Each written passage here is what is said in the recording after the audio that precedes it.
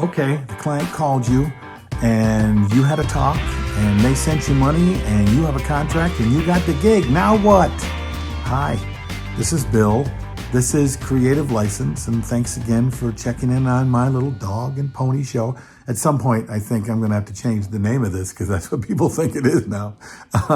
But, that's just kind of the way I talk. Thanks for being so nice to my sponsors. DJ Event Planner and Promo Only and Perfect Portals and Electro Voice and DJ Disc Jockey News and the Entertainment Experience. We all appreciate you reaching out to us and saying nice things and thank them for this little podcast if you like it. And do me a favor, tell people, would you? I'd appreciate it. So you got the gig, now what? Do you just sit on it now? Do you put the retainer in the bank and then put the contract in the drawer and then forget about it? Because that is one way to go. But you're missing out on a bunch of opportunities to create an experience for your clients that will have them raving about you before you play the first note at their event. Because they just put down some money on something. And if you are getting paid well, they put down a lot of money on something. And then you don't talk to them for 6 months, 8 months, maybe even not until a few weeks before the wedding.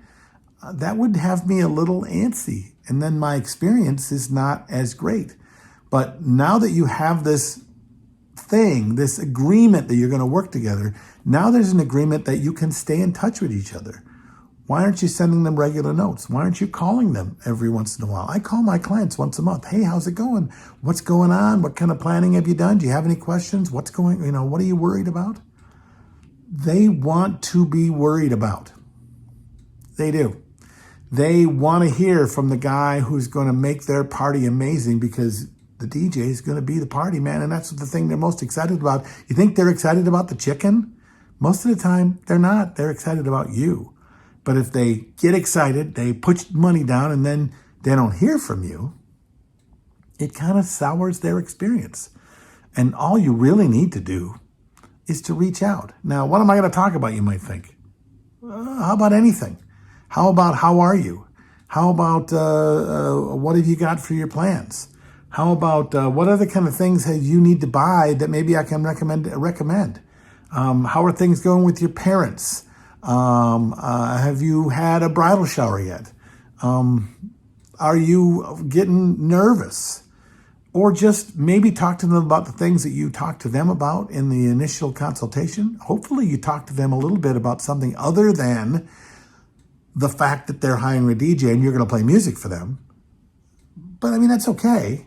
But if you know something about them, then you can reach out.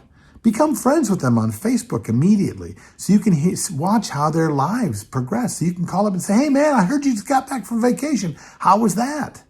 Hey, I saw that you went to a wedding of a friend. How did that wedding go? Did you see anything in that wedding that you wanted to talk to me about?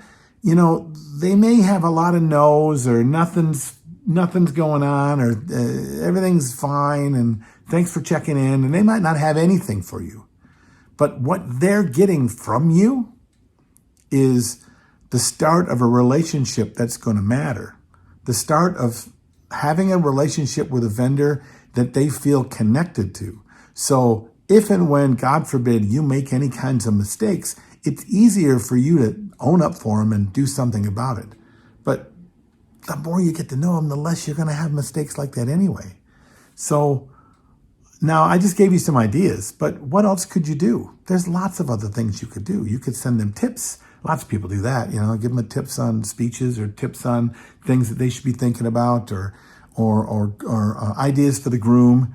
You could come up with all kinds of industry-related things, but really, how about just begin to have a relationship that it's a real thing with two other people because you're a person, right?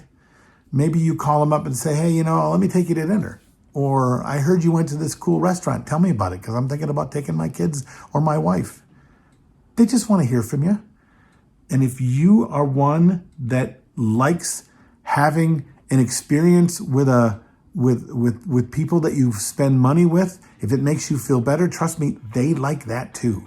So take the time to do something more than thanks for the check and I'll talk to you 2 weeks before the wedding. Just an idea. What do you think? This is Bill. This is Creative License, and I'll see you next week.